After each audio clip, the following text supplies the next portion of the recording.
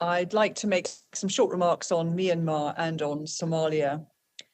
First, on Myanmar, the United Kingdom requested today's meeting of the Security Council following the horrific events on the 27th of March, in which the Tatmadaw killed over 100 civilians in a single day, including 6 children. Today, we heard from the Special Envoy that there is a significant risk that the situation in Myanmar deteriorates further, with implications for regional and international security.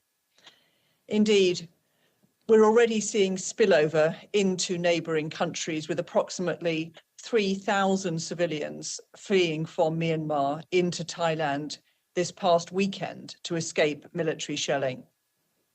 The United Kingdom is appalled and condemns in the strongest terms the actions of the Tatmadaw in killing its own people.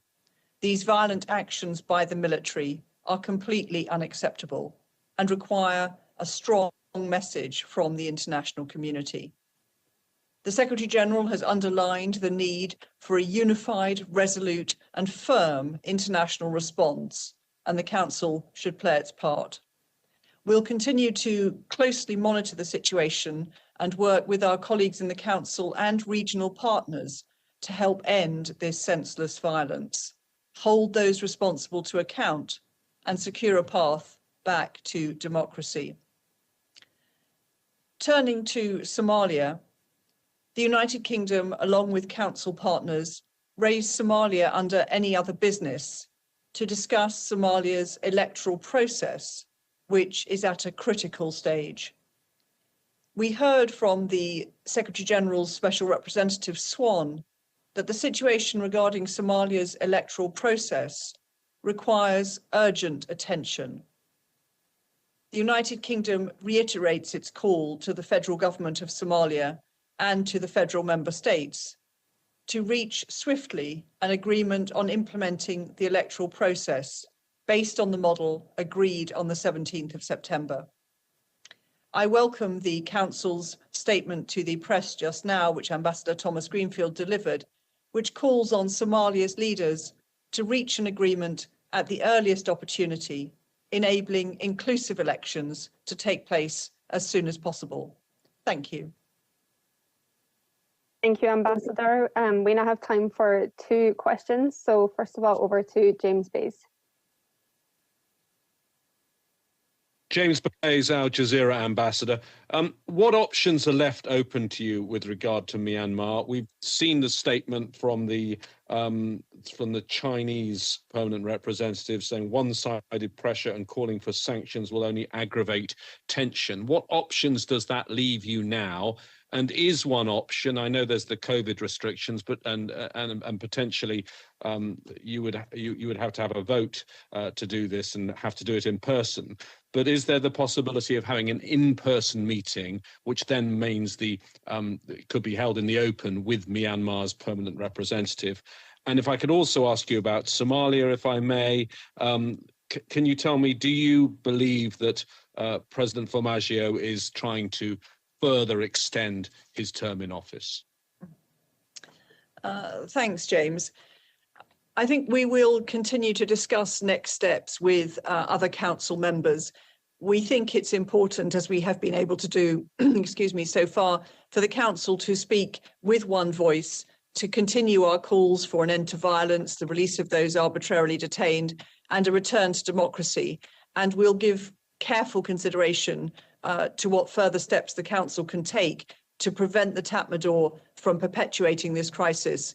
And we want to consider all measures that are at our disposal at this stage. In terms of Somalia, I think it's probably not helpful to speculate on the reasons for this prolonged delay beyond the 8th of February, which was the original date. But we very much welcome the efforts of the Special Representative Swan to bring the parties together and to proceed with elections as soon as possible, but without compromising. So we would not support actions that would lead to a partial or parallel electoral process or some automatic extension of previous mandates, because that would, I think, risk Somalia's fragile unity and stability. Thank you. Thanks, Ambassador. Over to Nada Tafik. Thank you, Ambassador. Yes, Neda with the BBC. I know you said that you're considering next steps on Myanmar, but when the special envoy talked about the Security Council must consider potentially significant action, I wonder what you interpret that action, what you think she and the Secretary General want to see, because it was a very strong urging of the Council in her statement.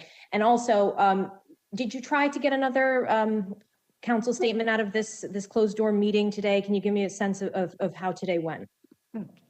So I think we had a very good discussion today. The Special Envoy was very clear in her description of what is going on the ground in Myanmar, and it is very worrying. It is not only abhorrent in terms of the killings, including of children, which I mentioned, but also the arbitrary detentions, the violations of human rights, and the pressure at the borders, the increased violence, all of those things. I think I can say the Council was united in its condemnation of what is going on.